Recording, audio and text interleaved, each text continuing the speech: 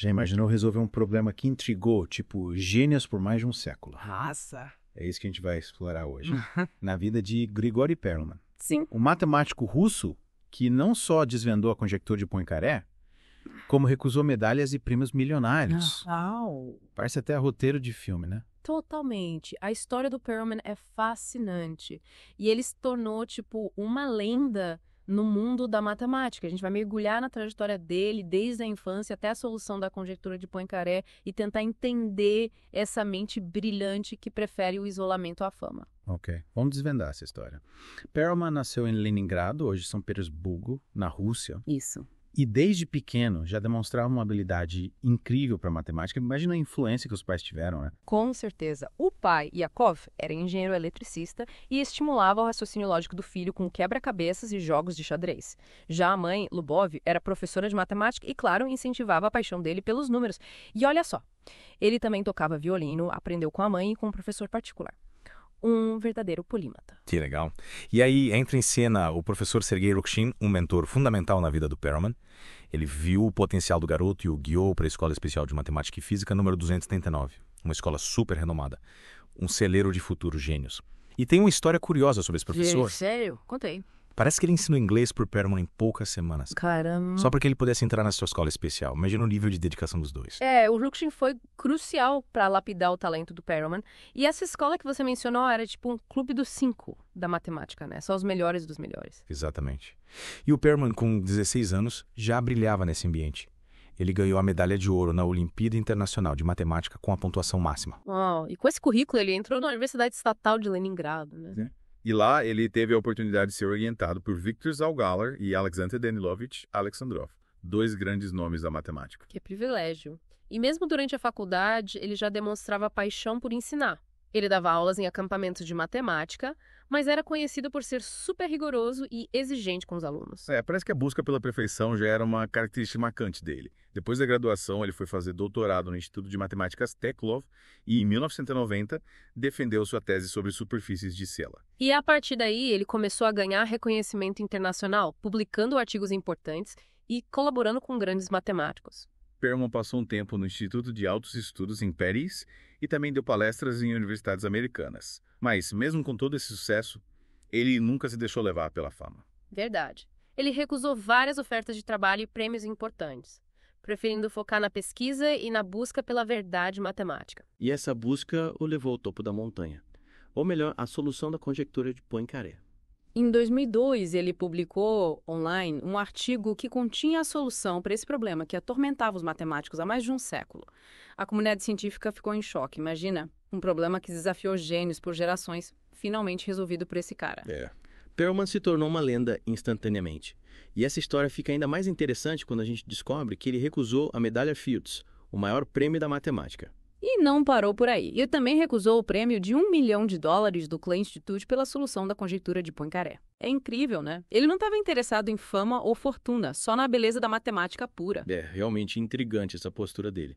Mas antes de mergulharmos nesse lado mais enigmático do Perelman, vamos entender melhor o que é essa tal conjectura de Poincaré.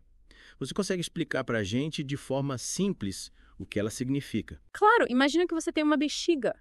A conjectura de Poincaré diz que qualquer forma tridimensional fechada, como essa bexiga, sem nenhum buraco, pode ser deformada, esticada, amassada, sem rasgar ou colar, até se tornar uma esfera. Interessante. Então, tipo, uma rosquinha não se encaixaria nessa regra porque ela tem um buraco no meio. Exatamente. A rosquinha, ou torus, como é chamada na matemática, tem um buraco, então não pode ser deformada em uma esfera. E por mais de 100 anos, os matemáticos tentavam provar essa ideia, essa conjectura do Poincaré. E aí entra o Perelman usando uma ferramenta matemática chamada fluxo de Ricci. Me explica isso, por favor, sem muitos termos técnicos. Imagina que você pega essa bexiga e coloca mel nela. O mel vai escorrer e, com o tempo, a bexiga vai se deformando até ficar lisa, redondinha, como uma esfera.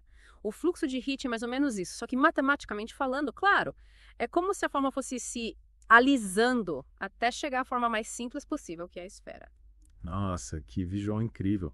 E essa solução do Perelman revolucionou a matemática, né? Abriu novos caminhos para pesquisa em diversas áreas. Sem dúvida. Mas o mais fascinante é que ele fez tudo isso meio que nas sombras, né? Recluso, sem se importar com a glória ou o reconhecimento. Perelman é realmente um enigma.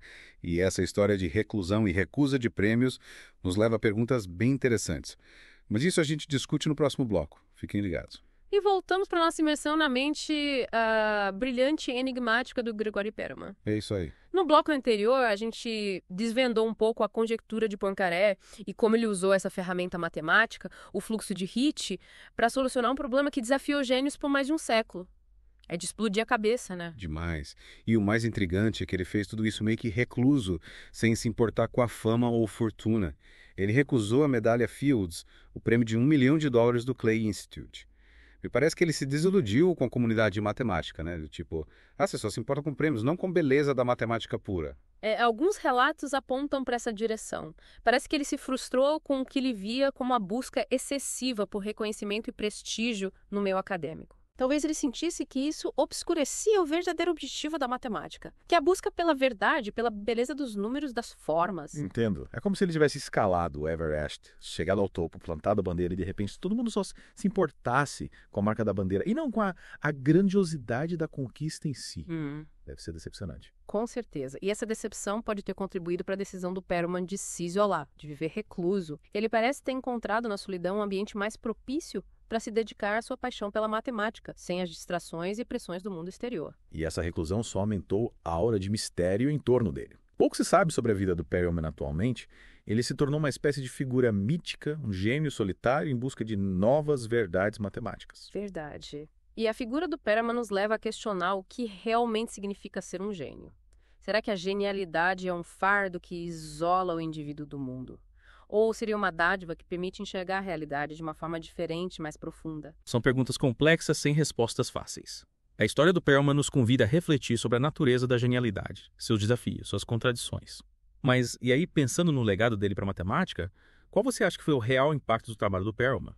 A solução da conjectura de Poincaré já garantiu o lugar dele na história, mas será que tem mais? Acho que o impacto vai muito além da solução em si. Ele abriu novos caminhos para pesquisa em topologia e geometria. Áreas que têm aplicações em diversas áreas, desde a cosmologia até a ciência dos materiais. Falando em aplicações, você consegue dar uns exemplos pra gente de como a topologia, essa área que o Perelman revolucionou, impacta o nosso dia a dia? Claro, a topologia, de forma simplificada, estuda as propriedades das formas que não mudam quando elas são deformadas. E isso é usado, por exemplo, para entender o formato do universo. Lembra da bexiga que a gente usou para explicar a conjectura de Poincaré? Os cosmólogos usam conceitos topológicos para estudar a forma do universo, para saber se ele é finito ou infinito, se ele é plano ou curvo. Caramba, que interessante. Então a gente pode usar a matemática para desvendar os mistérios do cosmos. E tem mais alguma aplicação prática da topologia? Com certeza. Na área de desenvolvimento de novos materiais, por exemplo. Os cientistas usam a topologia para entender as propriedades de materiais em nanoescala, ou seja, materiais super pequenos.